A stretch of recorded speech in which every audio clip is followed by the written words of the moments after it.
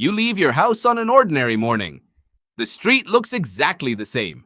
The cars are moving, people are talking, children are laughing, and nothing seems different until one tiny moment changes everything. A child steps into traffic without hesitation. Not because the child doesn't see the car, because fear no longer exists. At first, that sounds impossible, maybe even wonderful. No more anxiety, no more panic, no more stage fright, no more sleepless nights spent imagining everything that could go wrong. For a few seconds, it feels like humanity has finally escaped one of its oldest burdens. But the real answer is far stranger. Fear is not your enemy. It is one of the oldest conversations your brain has ever had with the world. Long before cities existed, before farming, before language sounded anything like it does today, fear quietly shaped every decision your ancestors made. It decided where they slept, when they hunted, who they trusted, and which paths they avoided after sunset. Without realizing it, you still carry that ancient system inside your head. Every heartbeat, every blink, every ordinary day. Your brain is constantly making tiny predictions about danger before you even become aware of them. Could that dog bite? Is that stranger acting strangely? Did something just move in the corner of your vision? Most of the time, nothing happens. That is exactly the point. Fear is successful because it usually prevents disasters before they begin. What would happen if that entire system disappeared in a single instant? Not fear becoming weaker, not people becoming braver. Fear simply gone. Millions of years of evolution erased between one heartbeat and the next. The first surprise would be that almost nobody notices immediately. Your coffee still tastes the same.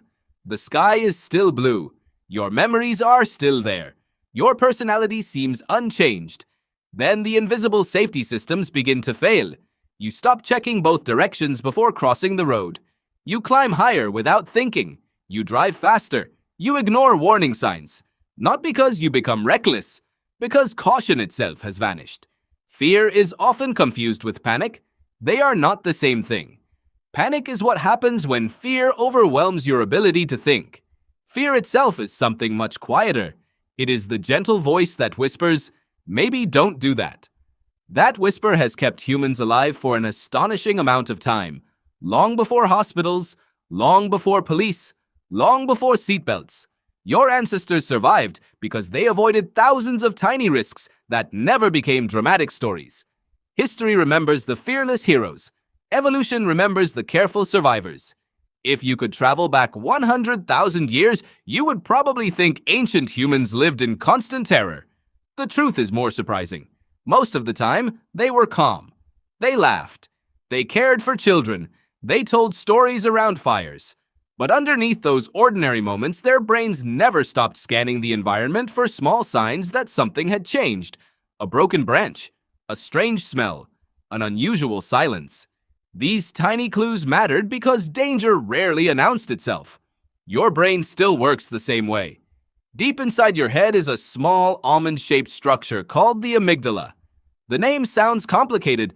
Its job is not. Think of it as an incredibly fast alarm system. It constantly asks one simple question: is this safe? Sometimes it answers before your conscious mind even knows there is a question. That is why you jump when someone suddenly says your name from behind. Your body moves first. Your thoughts arrive afterward.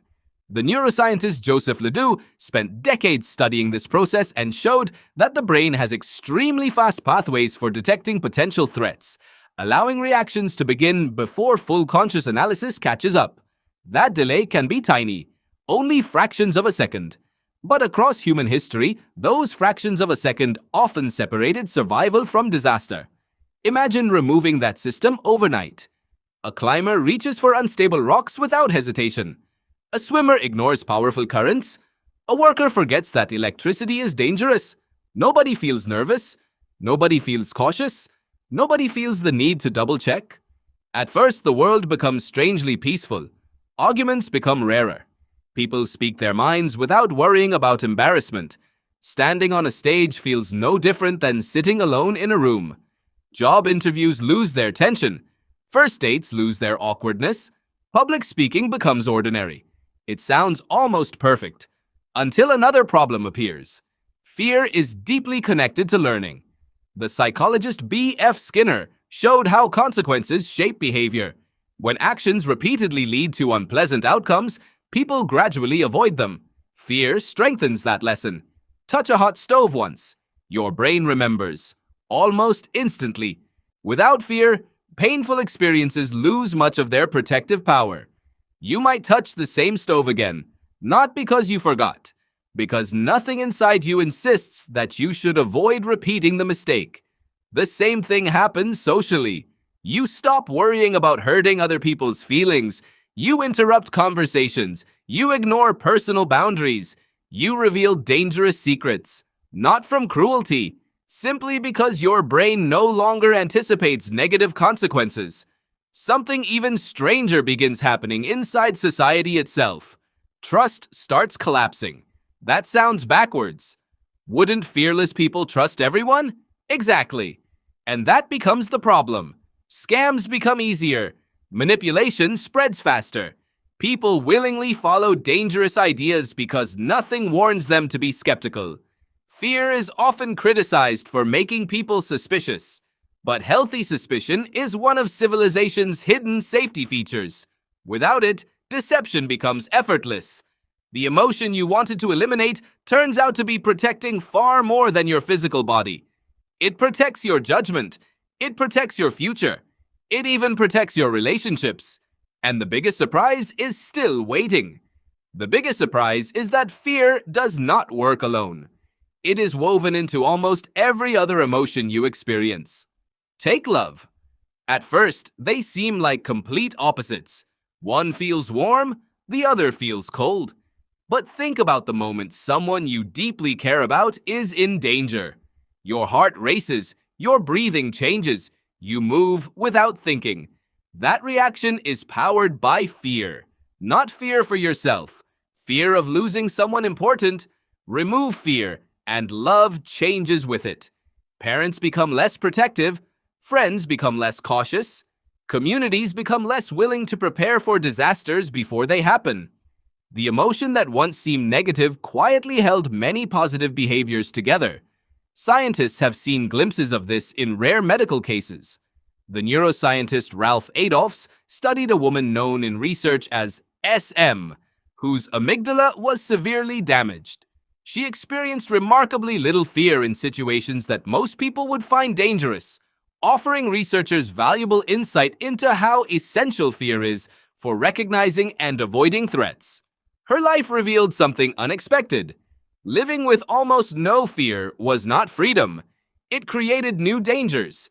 She was more likely to approach risky situations that others instinctively avoided. That doesn't mean fear should control your life.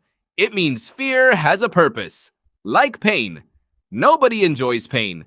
But if you could never feel it, you might not notice a broken bone, a serious burn, or a dangerous infection. Fear works in much the same way. It is emotional pain with a job. Now imagine the entire world without it. Pilots volunteer to fly through storms. Engineers skip safety checks because nothing tells them to be extra careful. Doctors perform risky procedures with unwarranted confidence. Drivers stop slowing down on wet roads. Even financial markets begin to change. People invest everything without considering the possibility of failure. Some become unimaginably successful. Many lose everything. Civilizations are built on risk, but they survive because risk is balanced by caution. That balance disappears. Psychologist Daniel Kahneman spent much of his career showing that your brain constantly weighs potential gains against potential losses. Even though fear can sometimes make people overly cautious, it also prevents countless impulsive decisions that would have disastrous consequences. Without fear, the scale tips in only one direction. Forward. Always forward. Until reality pushes back. Ironically, a fearless humanity might not become stronger. It might become far more fragile. Because strength is not the absence of fear. Strength is knowing when fear deserves your attention and when it doesn't. Every time you fasten a seatbelt, every time you save money for the future, every time you hesitate before sending an angry message, you are not simply being cautious, You are using one of evolution's oldest survival tools. So the next time your heart beats a little faster before making an important decision, remember this. That feeling is not proof that something is wrong. It is proof that an ancient part of your brain is still doing the job that helped your ancestors survive impossible worlds. And that ordinary morning when you walked out your front door? It only felt ordinary because fear had already spent millions of years making it safe enough for you to call it ordinary.